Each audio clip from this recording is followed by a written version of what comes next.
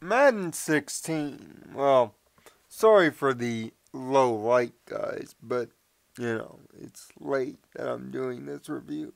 But Madden 16. I have been a Madden buyer for all 28 of its console years. Yes, I played them all, and for the 13th straight year in a row, I bought it on day one. Now, many people would ask, well, why the loyalty? Some people question its technical issues.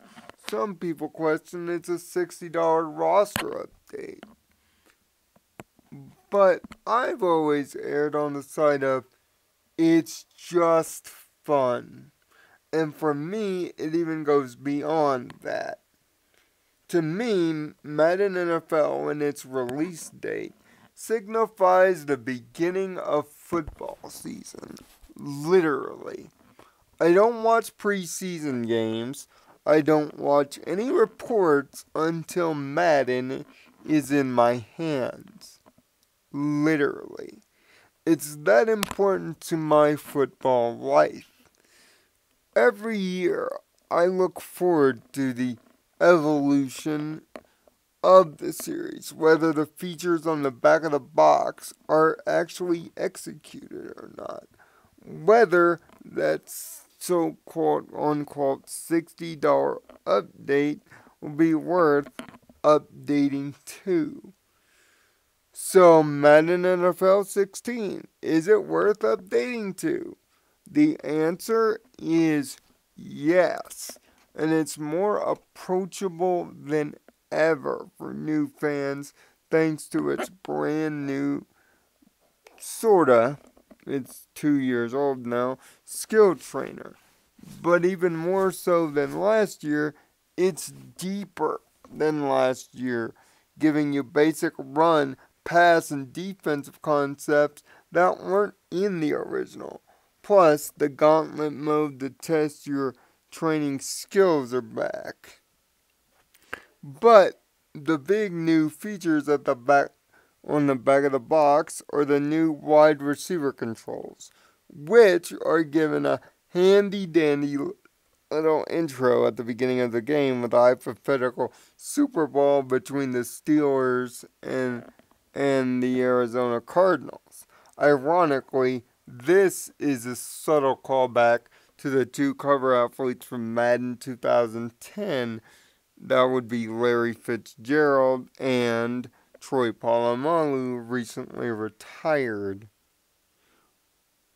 The receiving controls work like this. If you're using an Xbox, X, B, and A relay 3 different kinds of catches. Y is for an aggressive catch. X is for a run after catch for those extra yards off screen passes. And A is for a purely possession catch. Knowing when these catches can be used are critical to the game. But, however, I will state that the aggressive catch, as of now, with no patches, has the most leeway, especially with big, tall wide receivers like a Calvin Johnson, or even receivers like Dwayne Bowe end up getting incredible advantages because of their high spectacular catch ratings. Speed is also critical in this year's game, so wide receivers like Julio Jones and AJ Green will end up getting you big plays more often than not. But even smaller wide receivers can become a force of nature due to the new passing controls. Also, quarterbacks have 3 new throws at their disposal. Also to help the wide receiver. A double tap the button of the receiver touch pass. A hold L2 to low pass, or LT if you're playing Xbox, or a brand new high pass by holding R1 or the right bumper before throwing the button. These allow for more dynamic controls over the kinds of passes you throw. But however, the two new buttons on the trigger and bumper will often be forgotten more for the new touch pass controls and the two traditional passes. It's just not placed on the right button, which can make it easier to forget. It would be much easier to use these if they were put on the left stick, for example, or possibly on the pre-play options, for instance, just to give EA some ideas. But also, the defense has gotten the new catching controls as well, which makes passing the ball a 50-50 split. And with new animations, jump balls become more exciting as defensive backs push each other out of the way, rally back in position for the last minute, or make just a spectacular interception or a catch. But the AI can sometimes go completely derp and underplay a big throw, allowing for big receptions. It doesn't happen often, but when it does, you'll feel the burn. Also, the brand new penalty system, which is also based on the NFL.com's actual stats. That's right, watching real game penalties being called may affect the calls you get in Madden. Defensive holding and pass interference, as well as illegal block in the back, are some of the new penalties. Well, not pass interference, but you would think it's new because in previous games it wouldn't be called. But I'm here to warn you, in this game, if the situation is right, by the books, it will be called, unlike in previous years before. Plus, things like illegal formation, and neutral zone infractions, which, as of the review recording here, neutral zone infractions have a glitch that you can exploit, seeing that the computer will tend to overcall it even before the computer or you steps up to the line, which can make things unknowingly difficult. Or easy, depending on what side of the ball you're on. Speaking of not easy, the easy running game from Madden 15 has been scrapped for a much more harder to gain running system. Yeah, there are still a few of those quote-unquote golden plays, but they're few and far between, seeing that the defensive line AI has been incredibly boosted to pick up the run game. Earning yards can, especially on higher difficulties like the one I'm playing on, All Pro, can be next to impossible. But if you can stay patient and grind the ball out like a true running game, you'll still get those running yards. You may just have to wait for them or find the right running back to fit your scheme.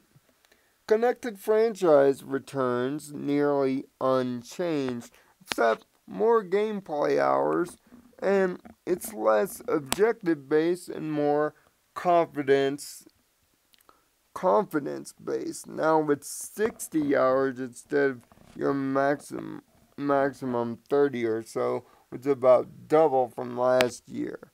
But building XP is much harder due to the Coach XP packages being a lot more expensive. Thankfully, weekly, seasonal, and per game goals have been added, as well as drive goals. Drive goals are my most impressive new feature of Madden. Drive goals are added for every single drive you play on offense or defense. Gaining these can get your team experience and that confidence boost. Plus, it gives you a small objective that makes you invested in every drive that you play during your connected franchise. Some have reported an experience and confidence glitch, but I, for one, during my playing over these last 2 weeks, have not fallen prey to this glitch. So, if you want to leave comments down below, speaking of this experience glitch, let me know of your experiences.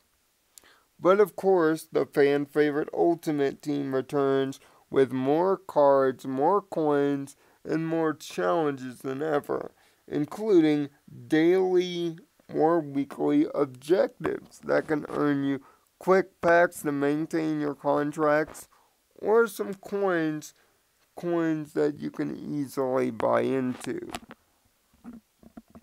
Ultimate Team Seasons returns relatively unchanged, and practically the online, depending on your connection, can be smooth as butter or sometimes difficult, especially when making kicks.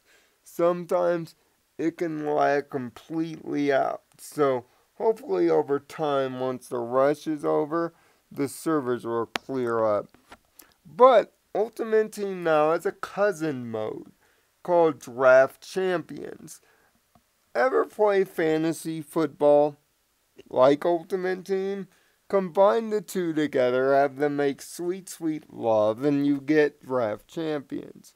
An Ultimate Team variant mode that has you take place in a 15-round fantasy draft of your own Ultimate Team, picking between 3 cards each round to bolster your team. Once your team is created, you go on a 4-game winner-take-all gauntlet.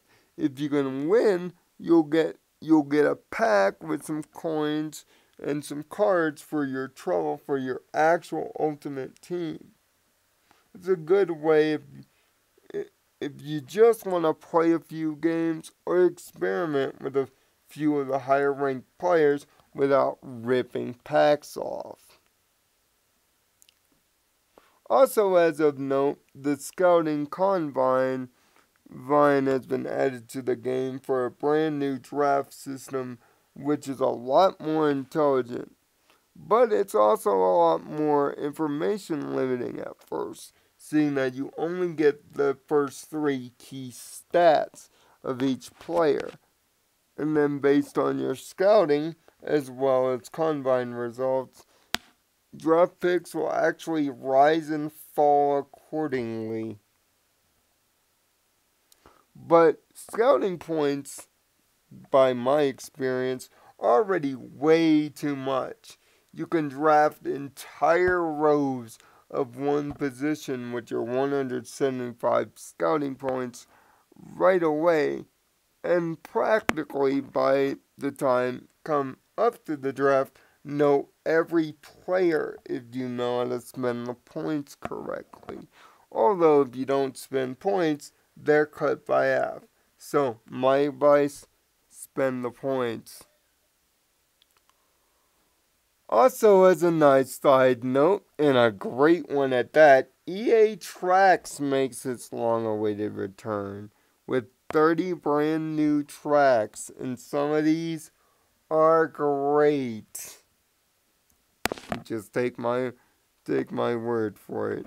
New camera angles and stead overlays give you more of a TV show-like presentation, while also keeping you on track for your season goals or how your team is doing. Although the commentary is pretty much recycled, so no added points there. But thanks to the new passing controls, a much maligned new mode in Draft Champions, and a much stronger and smarter AI, Madden 16 is a much better game than its predecessor, although the game is still in need of some technical issues and some balancing tweaks, but nothing like the freezing situations from last year that made the game practically unplayable. Just some players and some AI decisions need to be more balanced up, especially with the aggressive catch, but that will be over time. And let's be honest, you don't want to wait 2 or 3 patches to get a review on this, right? So we have to go with what it is. And what it is frustratingly fun. On the higher difficulties, this game can and will be a true challenge to even true Maddenites. Even at times, the AI will play total lockdown D and play perfect though at times. And drafting the right personnel in connected franchise is key to victory this year more than ever. But the new challenge, Draft Champions, and everything under the box working is a welcome sight. All sports games need technical tweaking, of course. That's par for the course. And I'm not gonna punish the developers for 9 months of a development cycle at this point. If you don't know how sports games are made and you don't expect them to be imperfect at first, you have a problem. However, this game doesn't, and more or less justifies my loyalty to the Madden franchise for yet another year. That's why this game scores a touchdown, getting an 8 out of 10. This has been Kadic Reviews. Now go out there and win a Super Bowl for the Nirvana one. Find peace in your own Nirvana. Thanks for watching.